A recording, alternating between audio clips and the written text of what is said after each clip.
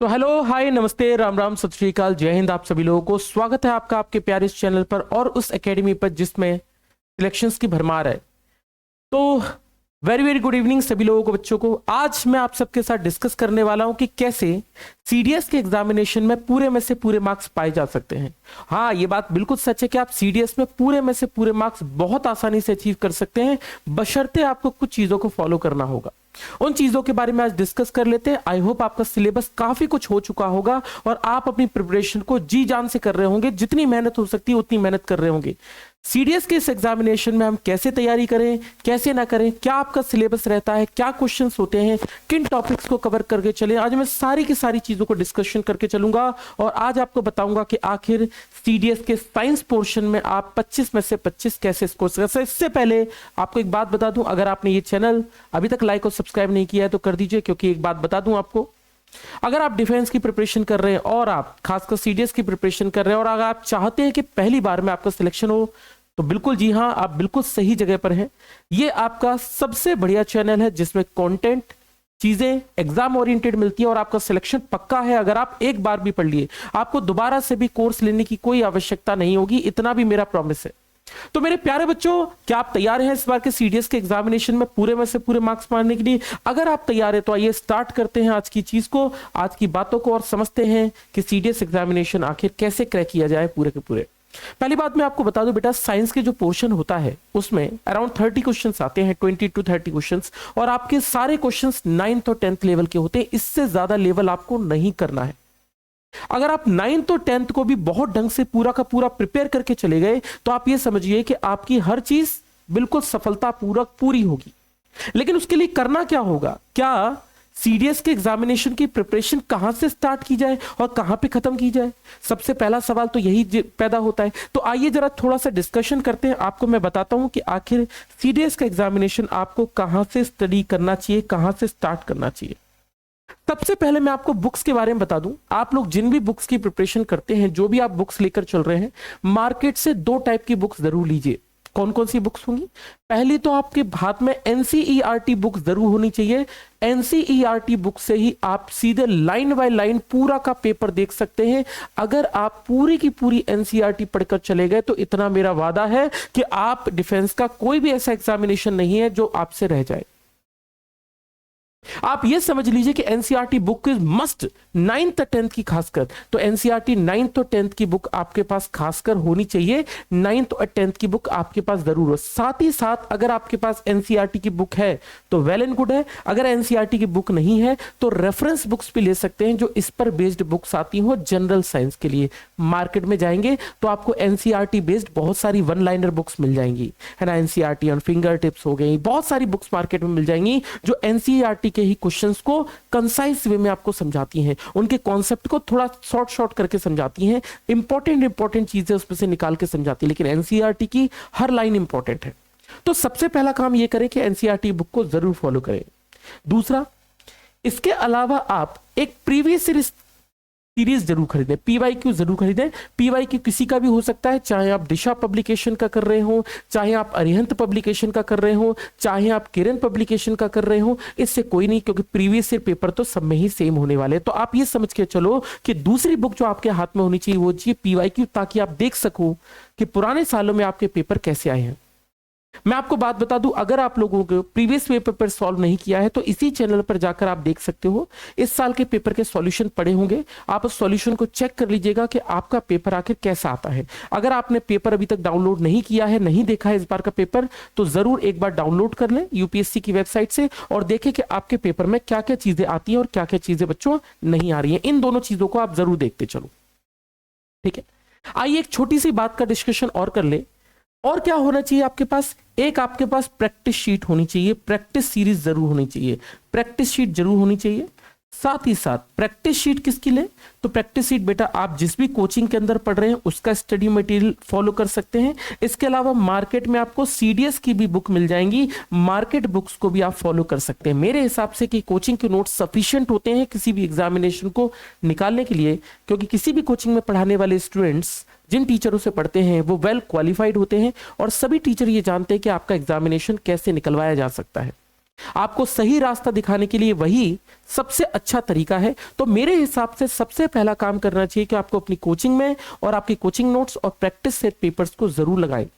रोजाना सोने से पहले एक फुल सिलेबस मॉक टेस्ट जरूर लगा के सोएं, ताकि आपको यह अंदाजा हो कि मेरे टॉपिक्स कौन से वीक है और मेरे टॉपिक्स कौन से वीक है। हालांकि एग्जामिनेशन में अभी टाइम है, लेकिन मैं उस चीज को लेकर नहीं चल रहा हूं। आपको इतना जरूर बता दूं कि एग्जामिनेशन जब होगा तब होगा, लेकिन अभी हाल फिलहाल में आप रोजाना एक प्रीवियस ईयर पेपर करके सोइए, या फिर जो आपके सैंपल पेपर्स हैं उनको सॉल्व करके जरूर सोइए। और जब आप सुबह जागो तो आप देखो कि भैया आपके कौन कौन से टॉपिक्स हैं जो आप पे नहीं बन रहे, आज मुझे वही टॉपिक्स अपने कंप्लीट करने हैं। तो जो टॉपिक आपसे नहीं बन पा रहे उन टॉपिक्स को आप नोट डाउन कर लो एक कॉपी पर, और उन सभी चीजों को नोट कर लो। कोशिश करो कि जो भी चीजें आप पढ़ते हो पिक्चराइजेशन के थ्रू देखो, क्योंकि पिक्चराइजेशन के थ्रू चीजें बहुत लंबे समय तक याद रहती हैं। तो कोशिश करो कि फिगर बनाना या कॉपी से पेन से कॉपी पे लिखना, ये बहुत जरूरी टास्क हो।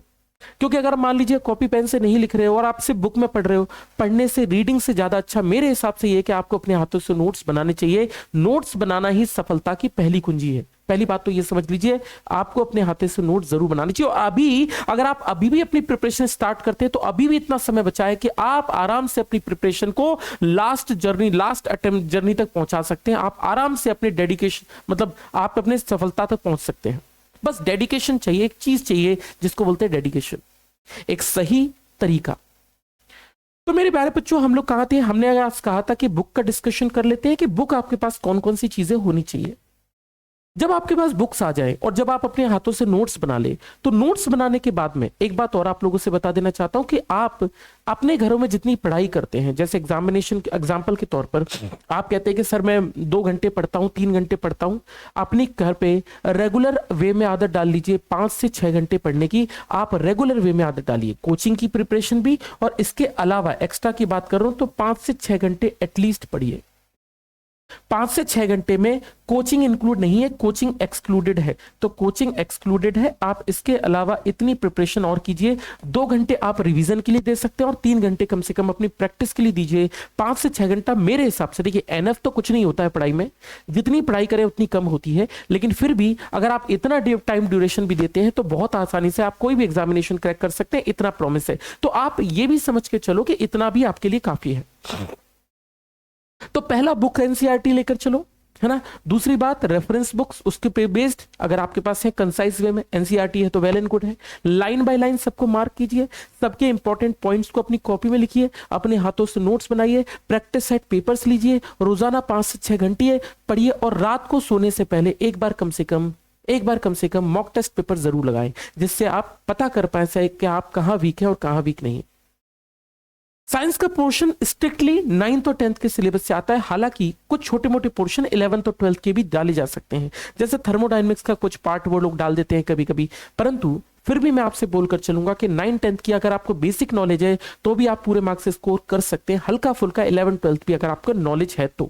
बाकी मैंने आपसे कहा कि कोचिंग के जो भी आपके टीचर्स होंगे, जैसे मैं पढ़ाता हूं या कोई और पढ़ाता है, मैं अपनी बात करूं तो मैं आप लोगों को पूरा वे हर चीज एनसीईआरटी की सिंगल लाइन बाय लाइन आपको समझा के चलता हूं, और मैं चाहता हूं कि आपके पास सारी की सारी प्रिपरेशन करने की चीजें हो। जब आप एग्जामिनेशन के हॉल से बाहर निकले तो मुस्कुराते हुए बाहर निकले, और ऐसा तब होगा जब आपकी और मेरी मेहनत लगातार रंग लाएगी, और इसके लिए हम दोनों को मिलकर खूब सारी मेहनत करनी होगी। तो बच्चों, उसके लिए तो हम तैयार हैं हमेशा से।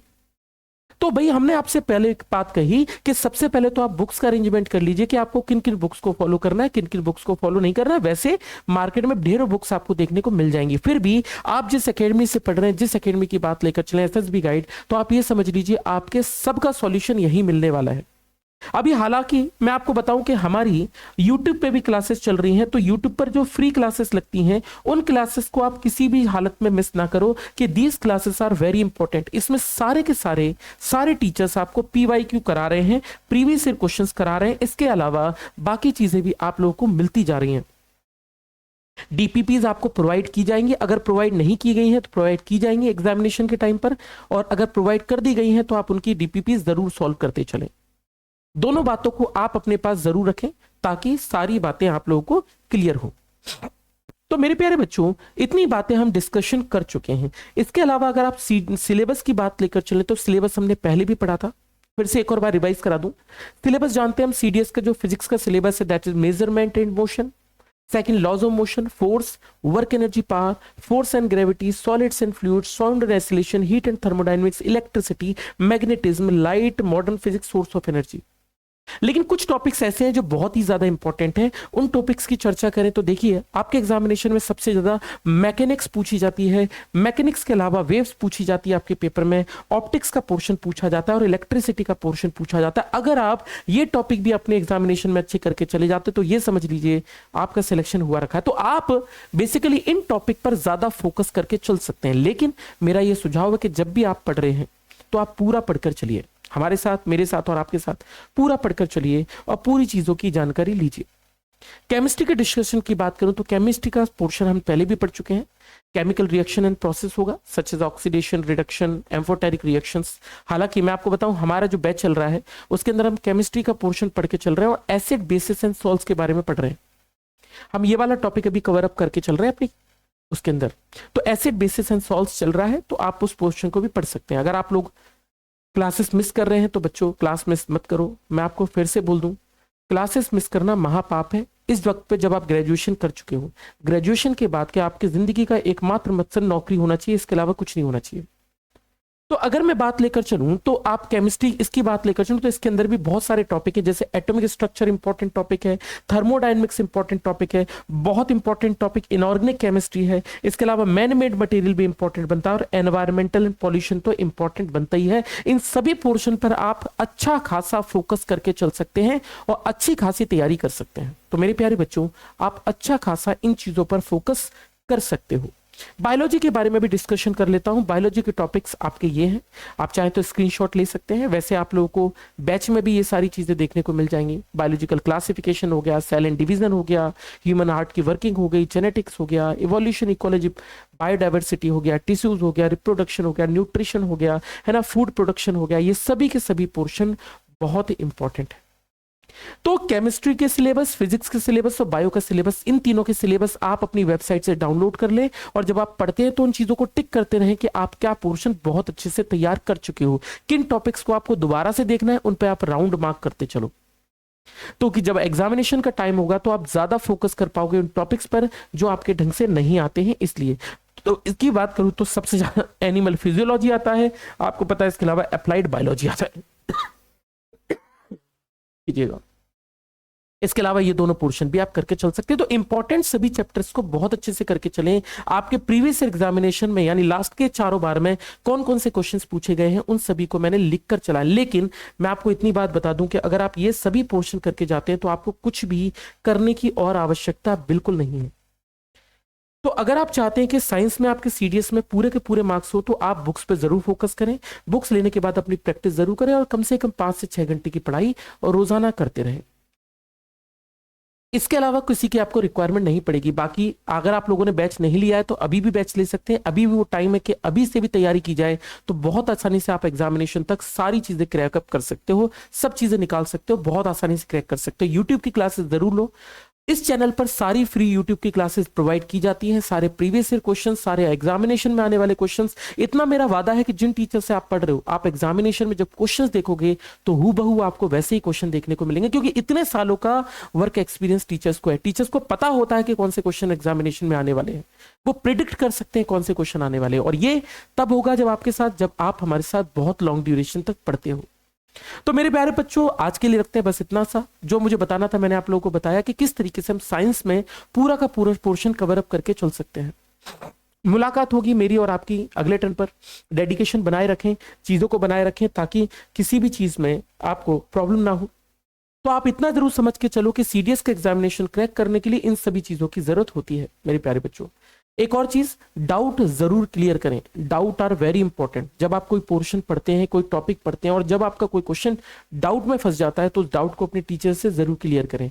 डाउट्स जैसे जैसे सॉल्व करते रहेंगे आपके डाउट्स धीरे धीरे कम होते जाएंगे और लास्ट टाइम पर जब एग्जामिनेशन टाइम होगा तो ज्यादातर चीजें आपको आती होंगी, तो आप उन चीजों पर भी फोकस कर सकते हैं। So that's all for today. Thank you very much. Take care. नमस्ते, राम राम, सत श्री अकाल, जय हिंद। आप सभी लोगों को मुलाकात होगी हमारे नेक्स्ट टर्न पर। आपकी और मेरी मुलाकात होगी अपनी क्लासेस के अंदर।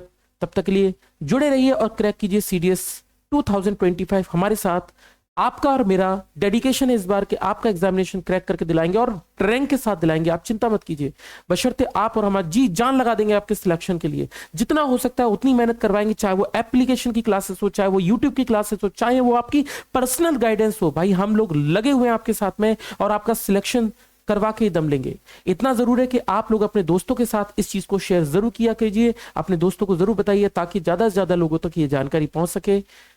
मेरा नाम शैलेंद्र है और मिलते हैं हम नेक्स्ट टर्न पर। Thank you very much. जय हिंद।